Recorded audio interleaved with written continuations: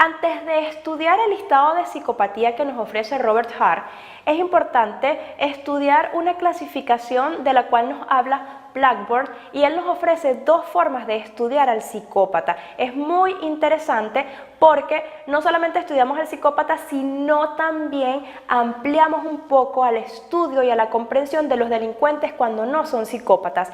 Y él lo hace de alguna forma con un cuadro explicativo bastante importante sobre dos actitudes básicas. ¿Ok?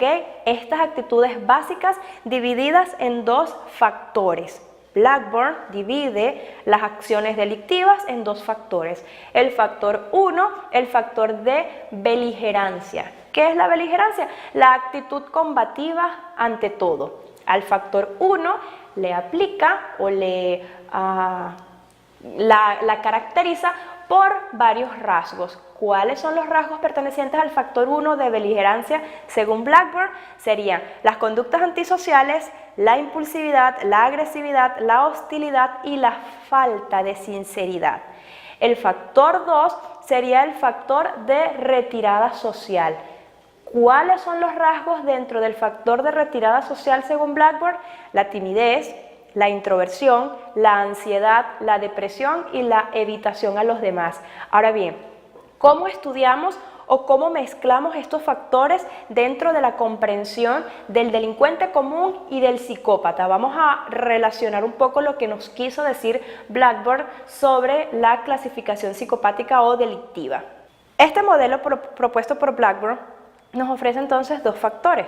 Es un modelo bidimensional. Factor 1, beligerancia. Factor 2, retirada social. Dentro de la beligerancia, varias características. Dentro de la retirada social, varias características. Ahora vamos a unir. ¿Qué pasa cuando un individuo puntúa alto en beligerancia y alto en retirada social? Vamos a unir, ¿ok? Simplemente vamos a unir rasgos. Entonces, el psicópata puro o psicópata primario presenta puntuaciones altas en beligerancia, ¿ok? Y baja puntuación en retirada social. Entonces repetimos, ¿cuáles son las características de beligerancia? Conducta antisocial, impulsividad, agresión, hostilidad y falta de sinceridad. La retirada social sería timidez, introversión, ansiedad, depresión y evitación a los demás. ¿Cómo es el psicópata primario? Muy bien, puntúa alto en beligerancia y bajo en retirada social. Segunda unificación de este modelo bidimensional. El psicópata secundario puntúa alto en beligerancia, ¿ok? Y en retirada social. Aquí se engloba algunos psicópatas que son introvertidos, retraídos y socialmente que pueden mostrar ansiedad. Repito, alto en beligerancia y alto también en retirada social. ¿Esto en qué convierte al psicópata? En un psicópata, como lo hablaba nuestro Milon, en un psicópata, por ejemplo, solapado, en un psicópata solamente tímido, retraído, ¿ok? Una persona que simplemente quiere manipular a su entorno, pero no cometer acciones delictivas. Tenemos una tercera mezcla de estos factores y tendríamos entonces a los delincuentes no psicópatas. ¿Cómo puntúan los delincuentes no psicópatas? Muy bien, ellos se encuentran bajos en beligerancia y altos en retirada social, ¿ok?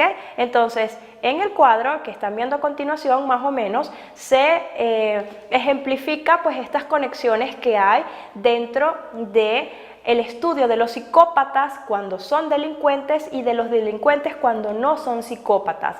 El aporte de Blackburn se enfoca en que pues nosotros podemos esperar un cambio muy grande a la hora de establecer diagnóstico, nos ayuda a diagnosticar. ¿Por qué? Porque puntúa diferenciaciones específicas en conductas netamente de la psicopatía y conductas netamente de retirada social, conductas pasivas. Digamos que es un choque entre conductas muy activas y conductas muy pasivas, ¿ok? Plantea una diferenciación clara entre psicopatía, delincuencia y dos factores nuevos a nivel de rasgos de personalidad que pueden ser combinados entre sí, ¿ok? Dando lugar con esto a grupos nada homogéneos entre sí, lo cual nos favorece a nosotros los especialistas a la hora de identificar y de clasificar pues a los psicópatas con los delincuentes y a las acciones delictivas de estos.